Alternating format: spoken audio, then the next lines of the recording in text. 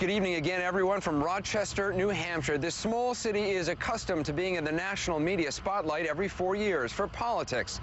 Not, however, for a hostage drama at a campaign office. Hillary Clinton's campaign office, which thankfully came to a safe conclusion just a short time ago. Here's how it ended, with Leland Eisenberg down on the ground, a man with a history of legal and mental difficulties in custody at this moment. In the hour ahead, we'll be fleshing out that picture and taking you literally inside the crisis from beginning to end. We're also awaiting a press conference. New information, a fourth person now detained in the murder of NFL star Sean Taylor. That press conference should be occurring any moment. We will bring it to you live, as well as have complete analysis of the Sean Taylor case immediately after that press conference. We begin, though, with the hostage crisis, which unfolded just steps away from here, just a few blocks from where I'm standing. The address, 28 North Main Street, one of a string of Clinton storefronts throughout New Hampshire. It began at about 1 p.m. when a man walked into the Clinton campaign office claiming to have a bomb strapped to his chest. The device was wrapped in duct tape. Reports say he ordered an unknown number of hostages to lie on the floor. He asked to talk to Hillary Clinton. He also released a woman and her baby. That woman went into a nearby store and said, "Call 911. Within minutes, word of the standoff spread. My husband called me and asked me what I was doing, so I told him I was working, and he told me that I needed to leave the building immediately, and I didn't understand why. He told me that there was something about a bomb, so I immediately grabbed my jacket and ran out the door. Then CNN's Washington Bureau received a call from one of the hostages, a woman who was very upset. She talked to a CNN staffer and then put the suspect on the phone. He told us that he had mental problems and couldn't get anyone to help him. After he hung up, CNN notified police. Throughout the afternoon, the hostage and the suspect called back several times, talking to other CNN staffers. By 2 p.m., police started arriving in droves. The SWAT team took up nearby positions. An armored vehicle appeared. And much of this town was on lockdown, including the schools. There is a large perimeter of Rochester that is blocked off. It's probably about 4 or 5 square blocks the area, and residents are not allowed back into that area. Around 3:30, another hostage was set free, a woman wearing a green top. You can see her led away by police. She looked visibly distressed.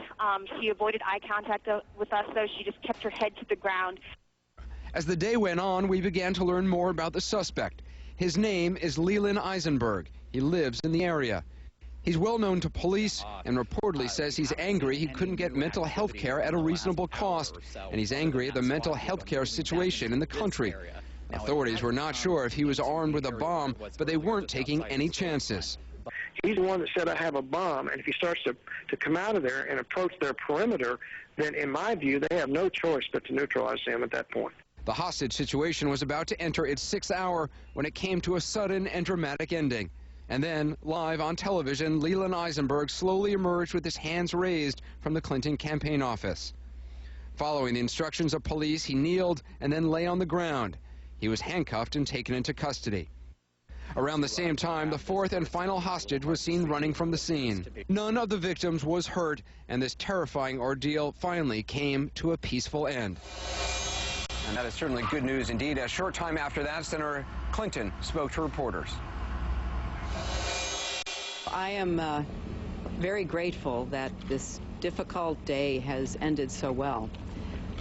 All of my campaign staff and volunteers are safe. I want to thank them for their extraordinary courage and coolness under some very difficult pressures and dangerous situations. I was in touch during the day with the families of those who were held hostage, and I really commend their extraordinary courage under, again, very difficult circumstances. Every 4 years, extraordinary young people come to places like New Hampshire because they want to change our country. They believe in our future. They work around the clock. They are so committed to their cause, and I just want to commend every one of them, and I'm especially just relieved to have this situation end so peacefully without anyone being injured. Senator Clinton did not say and was not asked whether she did or did not speak with the suspect, Leland Eisenberg. As we said, a picture of Mr. Eisenberg began to emerge slowly early on. There's often much we don't report an incident like this. In this case, we knew that there were TVs inside the office, so there was much we didn't want to say. When we saw an armored vehicle with police moving toward the storefront before the standoff was resolved, we didn't mention it because it could have been involved in operations, and it was one of the vehicles actually used in the final operation. Chelsea Kuhl is a receptionist at a hotel nearby. She actually came up and talked to us a little bit a couple of hours ago. We didn't put her on the air then because, again, we thought Mr. Eisenberg might have been watching, but Chelsea joins us now. Chelsea, Leland Eisenberg's stepson came into your restaurant about an hour or two after this whole hostage drama began, and he was telling you about his stepfather. What did he say? Well, he originally came in for some coffee, said that he had a long morning, prior to coming in, him and his mother, and he said, my stepfather... They've been talking to the police. Yeah, they had been talking to the police, and he had said that, you know, my stepfather's the one causing this mess in Rochester. And what did he say, what was his stepfather's state of mind, according to him? In the right state of mind. He had been unemployed for 3 months, had been drinking heavily 72 hours prior to this. He'd been drinking for 72 hours, you said? Yeah. Yep.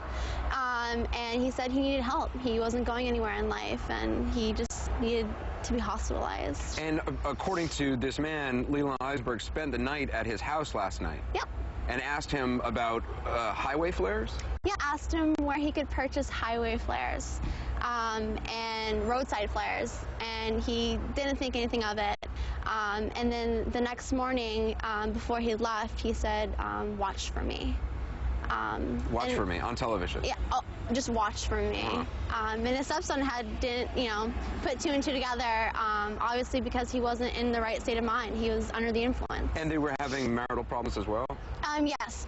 3 months prior, his wife had asked for a divorce. Well, clearly a lot going on. How was his stepson, how did he seem to you? He seemed fine. More annoyed, really. He really wanted to go in there and grab his stepfather. He even asked police if he can get in there and tackle his dad and bring him out. Well, it's good that everything ended peacefully. For a town like this, I mean, nothing like this happens here. Oh, no, not at all. It's actually such a great community, and it's too bad that Rochester has to be put on the map for this. Well, it has a lot of other reasons to be on the map. Yeah. You're really friendly here, and we've had a great reception. Definitely. Chelsea, thanks. It's been a real pleasure. Awesome. Thank you. Glad things ended so peacefully today. Leland Eisenberg's stepson was also talking to the police as the crisis unfolded, as Chelsea said. He reportedly told them that his stepfather had asked him last night where he could buy the highway flares. He also told them to be sure to watch them on TV today. Now, by the time police handcuffed the hostage taker just after 6 p.m., they had learned a lot about him, including his history of mental problems. CNN's Jason Carroll has been working the story. He joins me now. Jason, what have you learned? Well, a lot of information now coming forward about this man, Leland Eisenberg, troubled man. That's the profile that we're getting, Anderson. 47 years old. Apparently, he had called CNN several times throughout the day. For safety reasons, of course, we did not report this. He was telling folks at CNN that he was... You know what? Sorry, you dropped your mic. Hold on. Oh, here we go. Thank you. Live TV. He had called CNN several times throughout the day, basically saying that he was a mental patient and that he was troubled, but that he needed help, and that help was going to cost thousands of dollars, money he did not have. And he had also asked that CNN put him in touch with Senator Hillary Clinton. He obviously wanted to speak to her for a number of reasons. Obviously, we did not do that. He was also very well known to local police here. Apparently, back in March, there was a local campaign to put leaflets in unlocked cars, you know, reminding people to lock their cars. Leland Eisenberg received one of those. He became very upset, saying it somehow had violated his constitutional rights.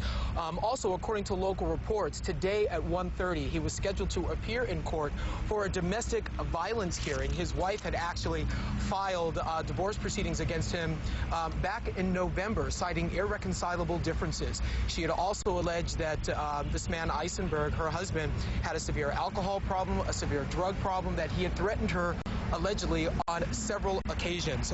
We actually, just a short while ago, Anderson, before we arrived here, went to his neighborhood located just about 6 miles from here.